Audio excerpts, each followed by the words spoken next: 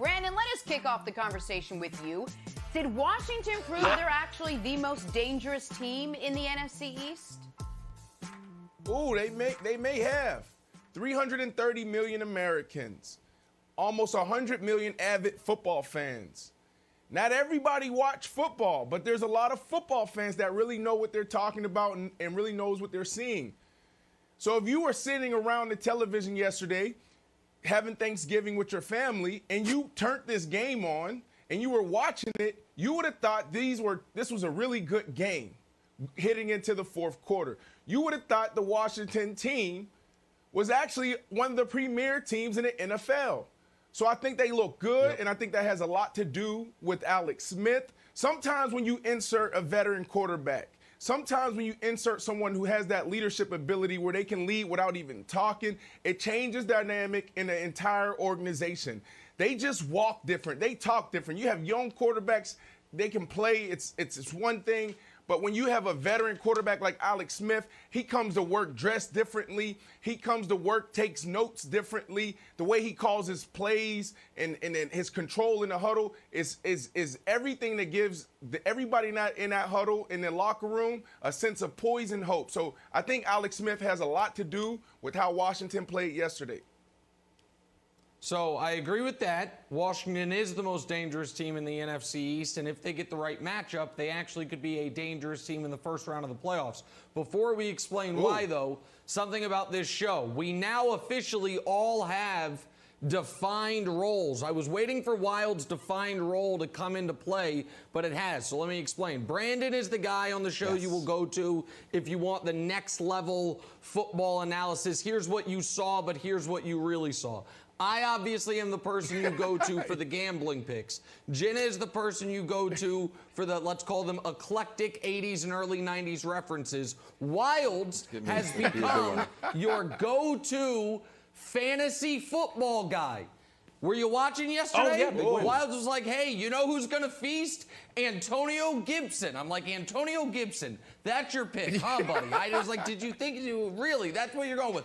And look at this. Antonio Gibson, 3 touchdowns. So, listen, there's nothing Kevin Wilds will like more than if you at him on Twitter asking him who to start in your half-point PPR leagues. So please start that immediately. Remember, that's Wilds with an E at Kevin Wilds. Now, about the Washington football team. He called it. This was a culmination of the last 6 weeks. In the last 6 weeks, they're 3-3. That doesn't sound great, but one of those losses, 2-point conversion at the gun, they missed it against the Giants. Their other 2 losses, a 3-point loss to the Giants where Alex Smith, very early on and back in his tenure, threw 2 bad picks, and a 3-point loss to Detroit where Matt Prater hit a 60-yarder with zeros on the clock. Ooh. Their wins have been they crushed Dallas twice and they crushed Cincinnati. So this is a team that is, especially since the insertion of Alex Smith, playing better on the offensive side. And defensively, Wilds, they've got 4 first-round picks on that D-line. They've got stud after stud, plus Chase Young, who's really coming into his own the latter half of the season. So if I said it yesterday, it was kind of a soft pedaling of the take. I'm ready to go even further with it. If they win the division, which I think they will, if Tampa ends up as the 5 seed, that's a tough matchup for the Bucks because of the pass rush. Now, Tampa, we don't know. They, in theory, could still win the division. And if they don't win the division, they could be the 5, 6, or 7 because the NFC is so compact. But if it's Washington, Tampa, that is not the matchup the Bucks want to see. No. Buddy, we talked about this in the pregame show. I'm debuting a new thing. It's called Great Nick Predictions. It's this notebook. I'm going to upgrade the notebook. But saying Tampa Bay, it's not the matchup they want, dude, that's not gonna move the meter for the show. That's not gonna go viral. I need something stronger out of you, bud. Give me something I can work with in the notebook of great predictions. We've got 2 hours on the show. I was going to wait until 9:18 a.m. Eastern, but I will say what I truly believe. If it is Washington-Tampa in the first round of the playoffs, Washington will win that football game. If that's the matchup we get, Wilds. If Washington wins that will win that game, football game. There's no way Brady shakes Alex Smith's hand. I'm just going to say it. If Washington can pull away, That's correct. That's correct. That's correct. Do you have a point, Wilds, before we move on? All right, let me move on to this real quick. I want to dive in a little deeper. With the Cowboys down 4 earlier in the fourth, right? They tried this disaster of a fake punt, 4th and 10 at their own 25. Washington scored on the next play. It put them up 11. But Mike McCarthy defended the move. So, Brandon, I understand what he's trying to say. I see his point. But did Mike McCarthy's play calling cost the Cowboys the game? Yeah, absolutely. But that's a part of it, right? Like, if it works, you're a genius and you're talked about. And if it doesn't work, then we're going to talk about you in a very bad way. But look, let me give you a little insight. Every team, and it's almost universal, starts their day around 8 a.m. 8 a.m. is special teams. Not everybody's in that meeting. Not all the coaches, not all the players. The superstar players may be in the hot tub. They may be in the athletic training room with Normatec boots on.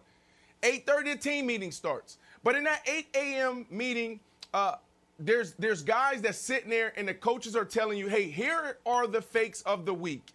Here are the ways we're going to attack them in punt. We're going to go block this kick, and this is how we're going to do it because of their tendencies. The fundamentals, Washington is giving you the tendencies. This is actually a great play call. They had what they wanted. He just didn't throw it. Cedric needs to throw the ball.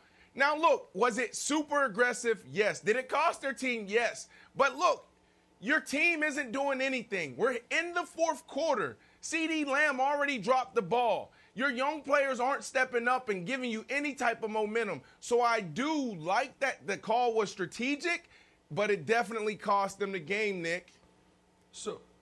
And this is where you have to incorporate, I'll go back to the gambling side of me, the risk-reward factor. And in this specific play, it was way out of whack. You were down 4 points to a Washington team that had one extended touchdown drive the entire game. The other touchdown they scored happened on a drive where they got the ball inside the 20 because of a failed 4th down conversion and a penalty. So your defense had actually played pretty decent. You're in the game. And I understand Cowboys fans all in online saying 28's wide open. He is wide open. But the risk is that Cedric Wilson doesn't see him, doesn't hit him, does see him, does try to hit him, and throws it out of bounds. This is not and the risk you are running is you lose the game. They couldn't win the game right here, but they could lose it, and they did lose it. So even if it was drawn up exactly the way they wanted, because it can go, Wilds, it can go exactly the way you coached it to go as far as what the other team's going to do.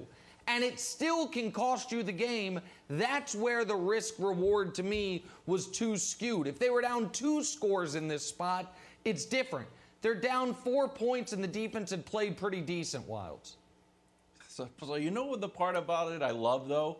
And Troy referenced it. He was trying to, salvage it. He was like, well, I guess if no one's expecting it, that's the time to run it. I was like, yeah, I'm buying that. And I know everyone's eviscerating poor Mike McCarthy, but not your old buddy Kevin Wilds, because you know why? I love trick plays unconditionally. I love trick plays like a mother's love. Doesn't matter if you're running them at the wrong times or you're not trying to get 1 yard, trying to get 10 yards. You come to your old buddy Kevin Wilds, and he will support you just like a way gone misbehaving son. I will still love you. And you say, Wilds, but it makes no sense you lose the game. Well, you know what else is a dumb play? Starting the second half of the Super Bowl off and kicking it to the Colts. But surprise, surprise, bounce off the guy's chest, and it's Saints ball is one of the greatest plays of all time. So for me, I have to be unconditional with it. Was that a bad play? Yes, but I still loved it. So now I'm going to love every trick play. I don't call it whenever you want.